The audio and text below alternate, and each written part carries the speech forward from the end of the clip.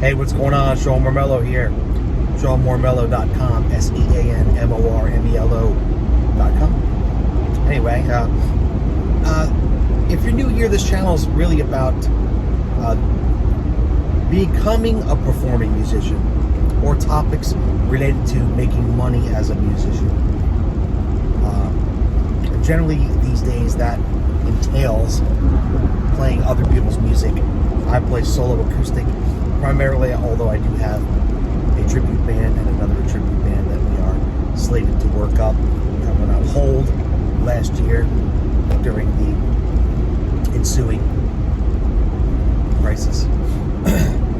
But I just want to talk about the availability of gigs. And there's so many people out of work right now.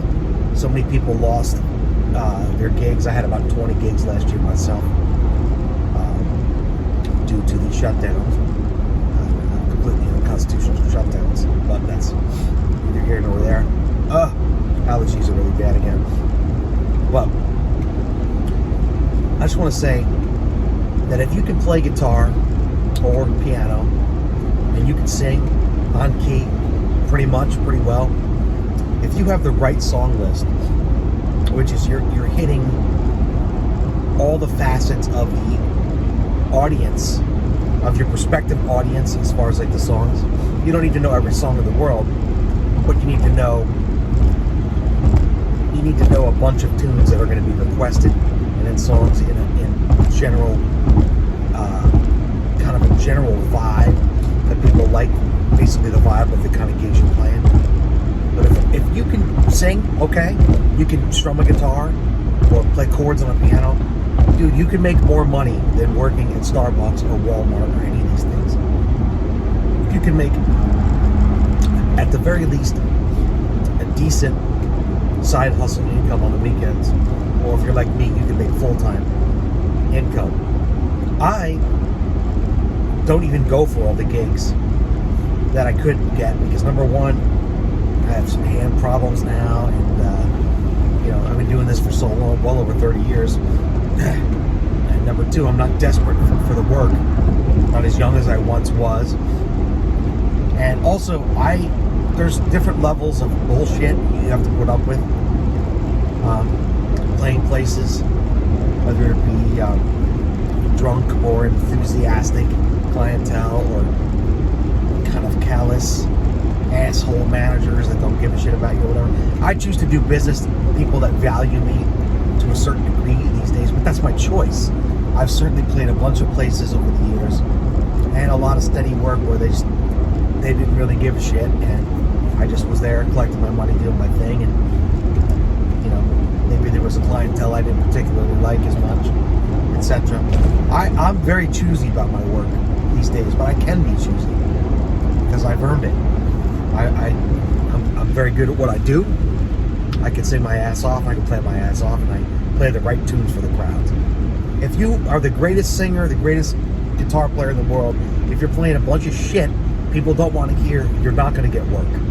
But if you're up there and you're playing some Jimmy Buffett and Zach Brown and Garth Brooks and maybe Keith Urban tunes and some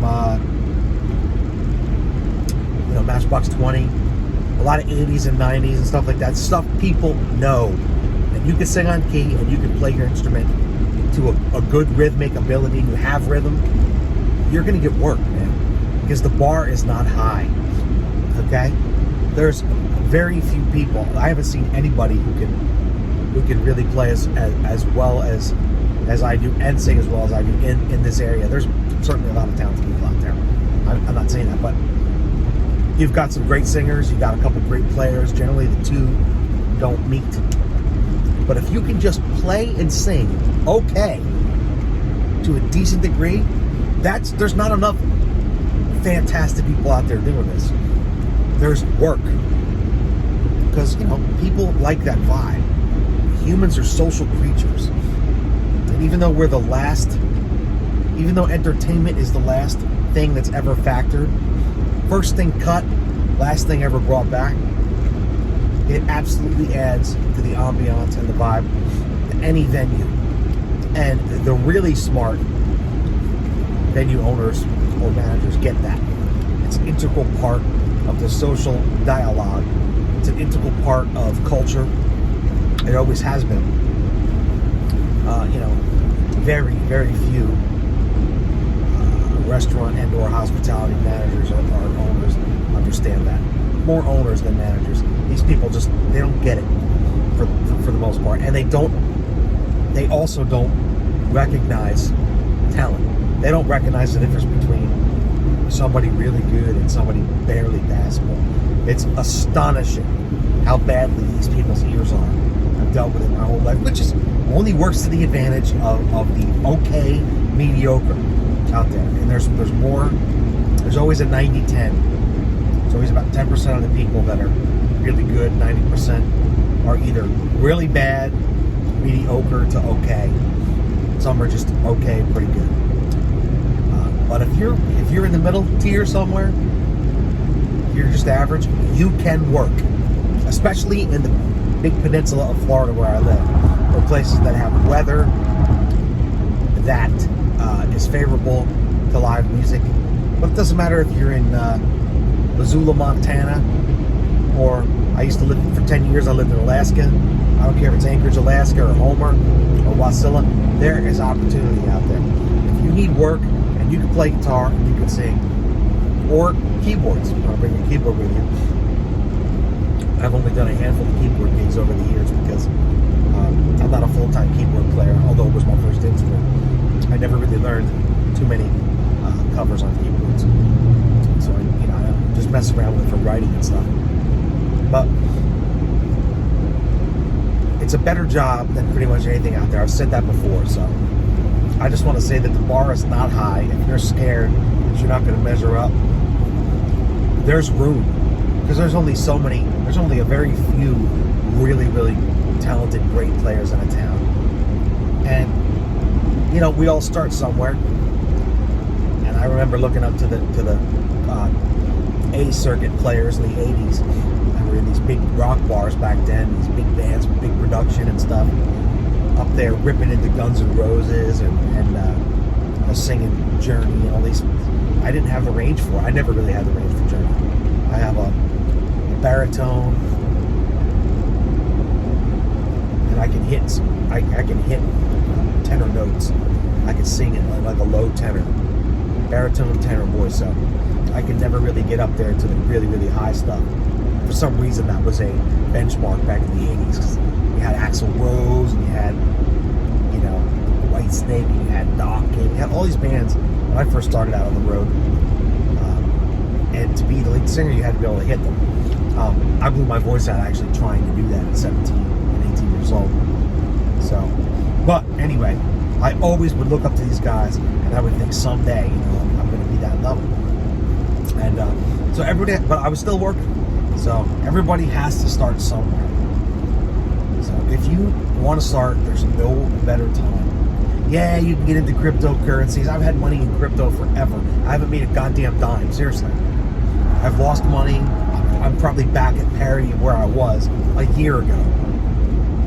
You make money in the stock market if that's your thing, or whatever. But if you're just looking for a side gig, or you have no job right now, and you have a month to work up a song list, get a video together you can make on your phone, and get out there looking for gigs. I mean, you know where all the live music is. Just scout your local area. If you're in an area that's limited, scout those places.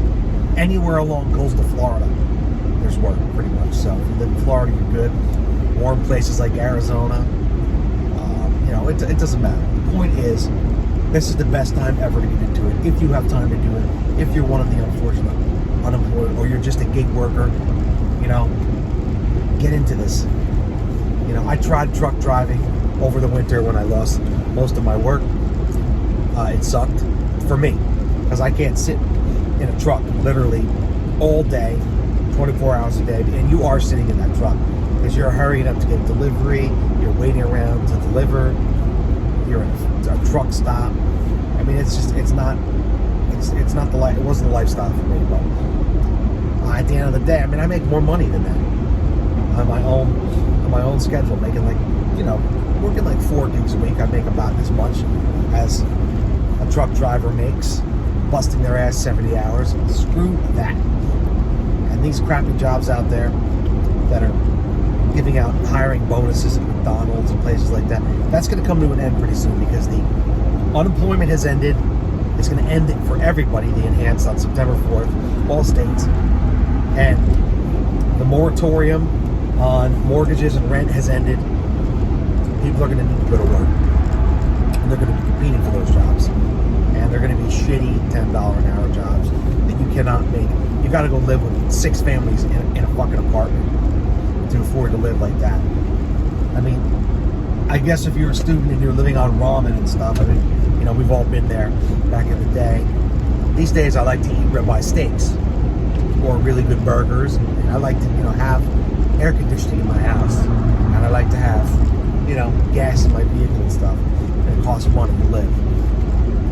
You can't live on those jobs. You'd be working 24/7 and not making enough money.